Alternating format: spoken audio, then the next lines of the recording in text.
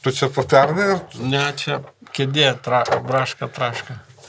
O tu žinai, kiek yra sudaužyta likimų, kai vaikinas nusiveda mergaitę į restoraną, ten nevaliai, kad oficiantas pakišavo tokį kėdį ir mergina traška brašką. Ir jisai pagalvoja, kad jisai per pirmą susitikimą jinai jau...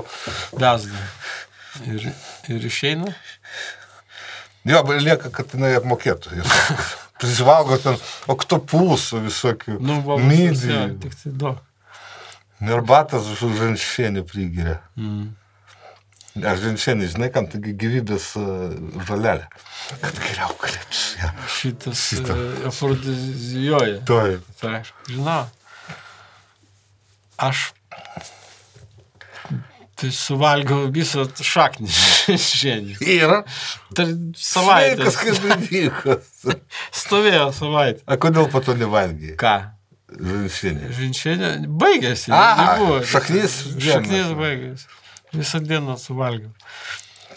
Aš jau tie Afrikoje, žinai, kur būna... Aš jau šitą pasakau, bet mano draugas buvo Afrikoje. Aha.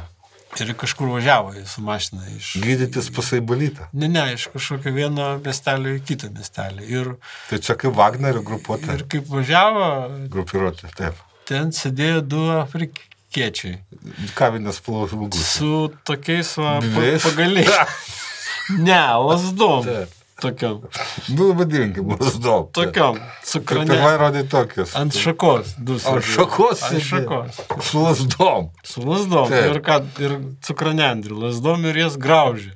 Kaip, su tais baltais dantim. Taip. Nuo cukraus, nes ir sveika. Taip. Ir gal tam buvo sekmadienis, jiems nereikėjo darbą, nežinau. Jiems turbūt nelabai reikėjo darbą ir kitom. Ir jie ten važiavo į kitą miestą su reikalais. Taip, tas tavo draugas. Ir sako, po to jau kaip grįžinėjo atgal į tą miestą, kur viešbutis. Kai matė ant tos šakos tie patys 2 sėdėjo, tik tie pagaliai buvo trumpesni. Jie visą dieną ten socializavosi ir graužė tas pagalius cukranendris ir per dienas suvalgė. Nuėjo miegot. Babuikos 5-aukščio podjezdo, kur Skameika, kur visus apšnikinėjo. Šitą Lavskas. Taigi jos irgi valgydavo cukranendris carinį Rusijai. A po to cukranendris deficitas. Ir po to įvedė tas gaidelius cukrinius. Tos pačios babulkos. Jos virdavo kažkaip. Jos virdavo ten vanduo, cukrus ir cukrų pakaitinės. Ir mizalai. Babus. Senos. Man neleisdavo mama pirkti. Gaidelį, sako, nešvarų. A tu žinai, kad vieną kartą mokslininkai tokių babučių prigaudė? Su tokiu didžiuliu sačioku, kaip marsianinai, kad žmonės, kur gaudo žmonės. Prigaudė tų babučių gal kokį 100. Ir pasodino tokiam terariumui didžiuliam ant lavočkų. Ir sujungė jas elektrodais ir bandė išsiaiškinti, kaip jos viena kitą paveikia kalbėdamas. Vat viena senė sėdi ant lavočkos su kita senė, tai jos po 2 porom ir kalbasi. A šalia laidai nuo tų senė prie kitos lavočkos ir ten kitos 2 senės. Ir tai, ką mokslininkas žinojo? Nieko. Kodėl?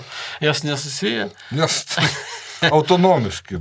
Nes buvogi teorija, kad tokios senės, jos yra kaip skrūsdėlės. Kad jos yra kolonija, jos turi tą telepatinį. Ne, kad tos senės turi telepatinį momentą. Kad jos, kaip skrūsdėlės, ar bombytės, pavyzdžiui, darbštolės. Taigi ten hierarchija, sėdi ten ta senė vyriausia su sparnais didelės, ta matulė, kuri ten kiaušinius daro. Yra tos darbininkas bitės, kur iš vis proletariatas, yra kareiviai. Kareiviai atskirai. Kareiviai tam biškai geriau apsirengia. Ir josgi ten be jokių, josgi kalbėti nemoka bitės. Ką bitė daro? Jos bitė tik zirzia. Ir kanda. Kai ginasi. Kažkokiu būdu jos susigaudo, kas yra kas, kam reikia skristi tuo metu. Turi centrinę valdymą buvo tokių kažkokį centriuką turi. Galvoju, mokslininkai, kad senės irgi taip pat. Ne, senės tai neturi. Jos visos autonominės. Pavyzdžiui, buvo bandyta padaryti 2 senės ant lavkės, jas ten, kaip ant kolofą sudina. Prirakina, kad nepabėgtų. Ir metai įvairias stichijos apsireiškimus. Pavyzdžiui, viesulą. Tai senės tiesiog numirė. Pakilo svaiginantį aukštį. Tai čia bet kas numiršta. Tai dėl to mokslininkai niekaip neperkando jų buvimo. Nes jos arba toliau plesų točit, arba numiršta. Tai normalios šalis tai išsivalė nuo tų senių. Normalios, jūs tų senių ir neturėjo in the first place. Įvedė eutanaziją. Taip. Tos, kurios nenorėjo daryti eutanazijos, įvedė privalomą eutanaziją, kolektyvinę. Taip. Ir išsieutanavo. Aš žinai, tos gisenės, jos, vat kaip pas bites irgi yra, gimsta, išsirita iš to korio. Taip. Lervutė. Jinai jau kareivis arba darbininkai. Iš karto jau. Tai senės irgi, jos tokias gimdavo. Jau senės. Senių namuose, kur ir jas pagimdavo tokios pačios senės. Taip.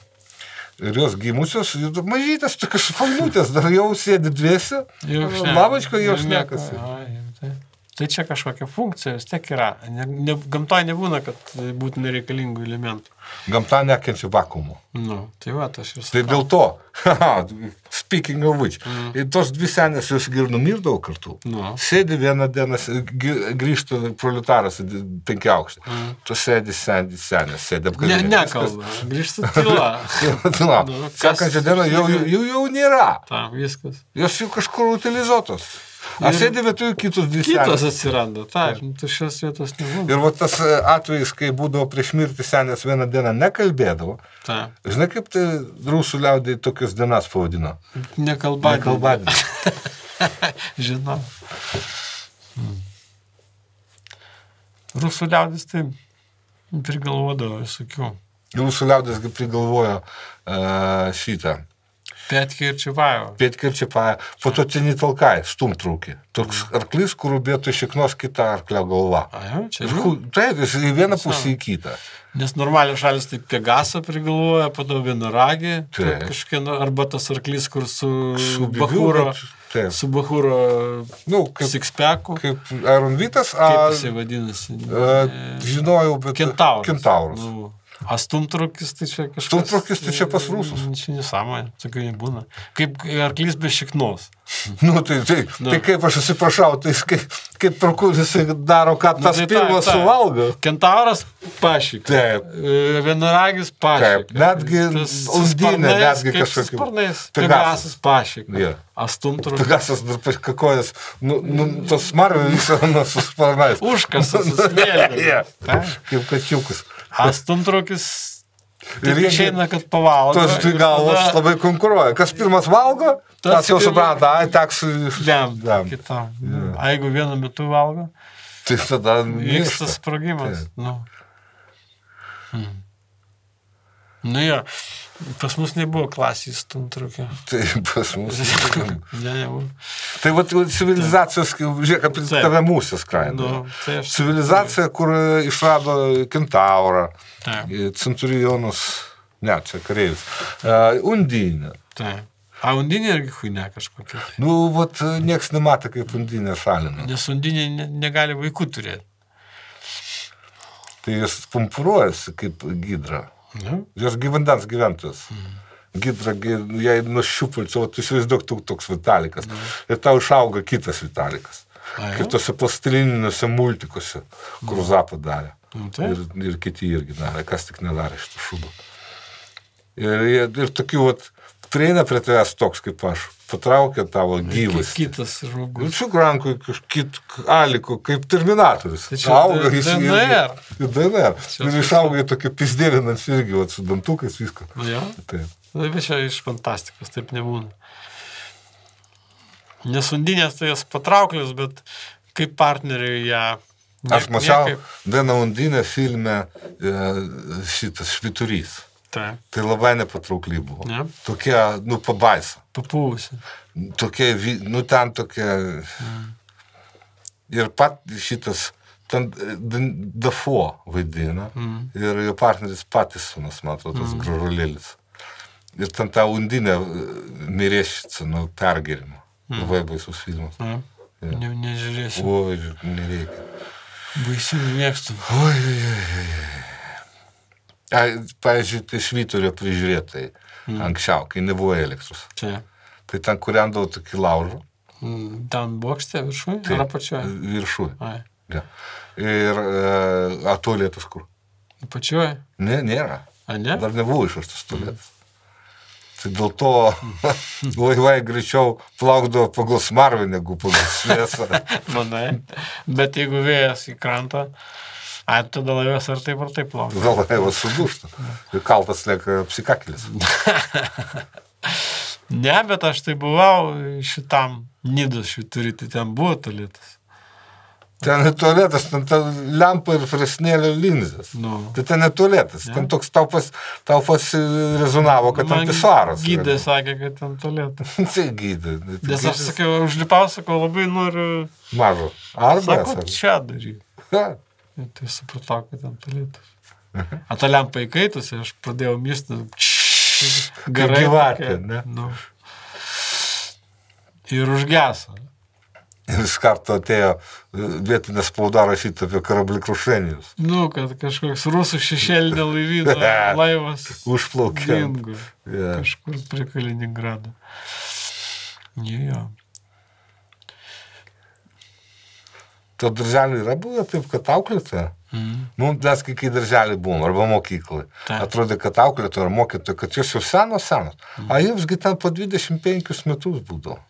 Tokias ką tik baigusius tą pisyklą Saltoniškių žiedą, jau ateina vaikam dėstyti. Ir tokios būdavo, kur su vyresnių klasių kokį abiturientą ir pasivesdavo pas save, užsirakindavo klasiai, atseit padirbėsim su žemėlapiais papildomai, geografijos mokyti. Ir po to mato liudininkai, tas berniukas jau išeina visas išbalęs. Aš čia tai privartavimo. Seks offenderį, tokia buvo kalėjimą, 10 metų. Tai Rusės daug ką.